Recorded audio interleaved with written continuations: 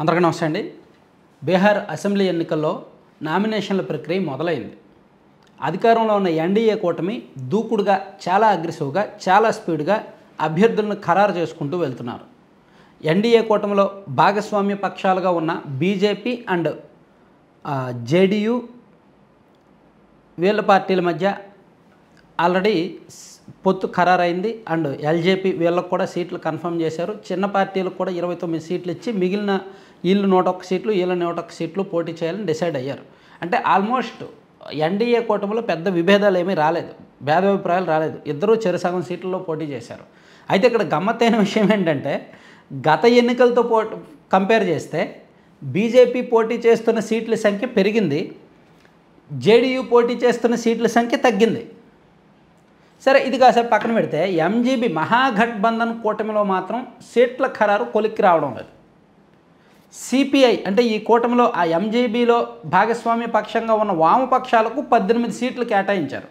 ఆ 18 సీట్లకు గాను వాళ్ళు 6 సీట్లు అభ్యర్థులను ఖరారు చేశారు. మిగిలిన 12 సీట్లు చూసుకుంటున్నారు. కానీ ప్రధాన పక్షాలుగా ఉన్న ఆర్జేడీ అండ్ కాంగ్రెస్ మధ్య సీట్లు ఒక ఫైనల్ కావట్లా, ఒక కొలిక్కి రావట్లా. చర్చలు దాదాపుగా నెల రోజుల నుంచే చర్చలు జరుపుతూనే ఉన్నారు. కాంగ్రెస్ పార్టీ గత ఎన్నికల్లో 2020లో 70 అసెంబ్లీ స్థానాల్లో పోటీ చేసింది. ఇక్కడ 19 మాత్రమే గెలిచారు. కానీ ఈ ఎన్నికల్లో వారు, ఎందుకంటే అక్కడ కొంత బలం తగ్గింది, ఆర్జేడీ బలం పెరిగింది కాబట్టి ఇప్పుడు కాంగ్రెస్ పార్టీ 65 సీట్లు, అంటే గత ఎన్నికలతో పోలిస్తే ఒక 5 సీట్లు తగ్గించుకొని 65 అడుగుతోంది. కానీ ఆర్జేడీ మాత్రం 55 మాత్రమే ఇస్తామని చెప్తోంది.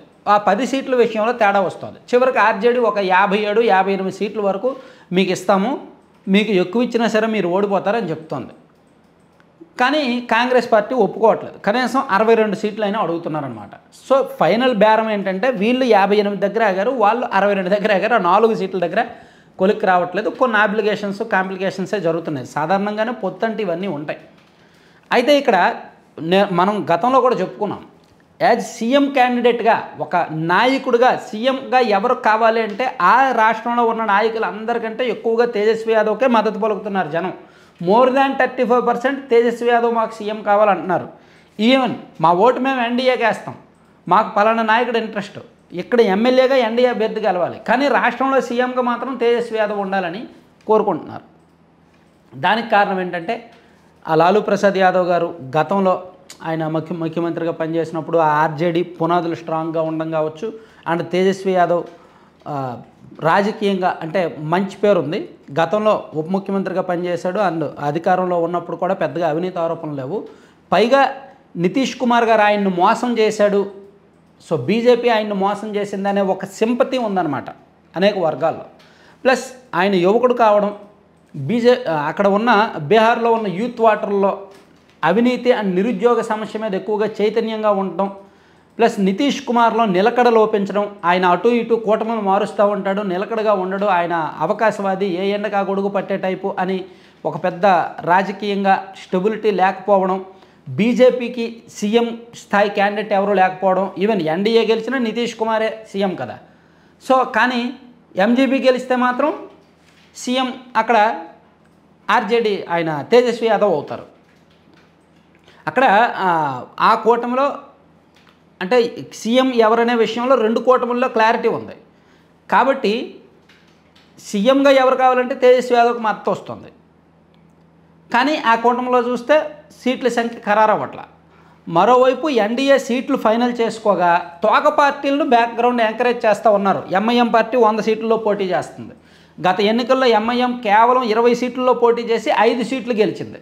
కేవలం 1.6% ఓటింగ్ మాత్రమే వచ్చింది. కానీ దాదాపుగా ఒక 10 నియోజకవర్గాల్లో కాంగ్రెస్ అండ్ ఆర్జేడీని గెలుపు అవకాశాలను దెబ్బతీసింది ఈ ఎంఐఎం పార్టీ. ఇప్పుడు అటువంటి ఎంఐఎం 100 సీట్లలో పోటీ చేస్తానని ప్రకటించారు.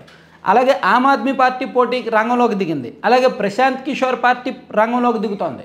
ప్రశాంత్ కిషోర్ పోటీ చేయకుండానే తన పార్టీ అభ్యర్థులను రంగంలోకి దించడం ద్వారా ఆయన కొన్ని చోట్ల బీజేపీకి అనుకూలంగా పనిచేయడానికి, తన మైండ్ మొత్తం పెట్టడానికి, అవసరమైతే ఎన్డీఏను గెలిపించడానికి ఆయన మైండ్ వర్క్ చేస్తారనమాట. అది ఒకటి ఉంది. అంటే అలాగే మాయావతి బీఎస్పీ పార్టీ కూడా ఇక్కడ పోటీలోకి దిగుతోంది. ఇక్కడ ప్రభుత్వ వ్యతిరేక ఓట్లను చేల్చడమే కాకుండా ఆర్జేడీకి అనుకూలంగా ఉండే ముస్లిం అండ్ ఈ దళిత ఓట్ బ్యాంక్ని ఆ వర్గానికి దూరం చేయడానికి బహుశా బీజేపీ వాళ్ళు పన్నిన బీ టీమ్ ప్లాన్స్ ఏమో ఇవి అని ఒక టాక్ ఉందన్నమాట. అందుకే as a leader, as an individual leader Tejashwi యాదవ్కి మంచి పేరు ఉన్నప్పటికీ, సింపతి ఉన్నప్పటికీ, ఆయన సీఎంగా కావాలని అందరూ కోరుకుంటున్నప్పటికీ అక్కడ అవకాశాలు, అక్కడ ఉన్న రాజకీయ పరిణామాలు, బీజేపీ వేస్తున్న ఎన్నికల ఎత్తుగడలు, బీజేపీ చేస్తున్న గ్రౌండ్ లెవెల్ మేనేజ్మెంట్ అండ్ ఎన్నికల మంత్రదండ ప్రయోగాలు ఆర్జేడీకి కష్టంగా మారుతున్నాయి, ఎంజీబీకి కష్టంగా మారుతున్నాయి. సో మొత్తానికి బీహార్ ఎన్నికలు కొంచెం ప్రస్తుతానికైతే అంత అంచనాకు అందడం లేదు.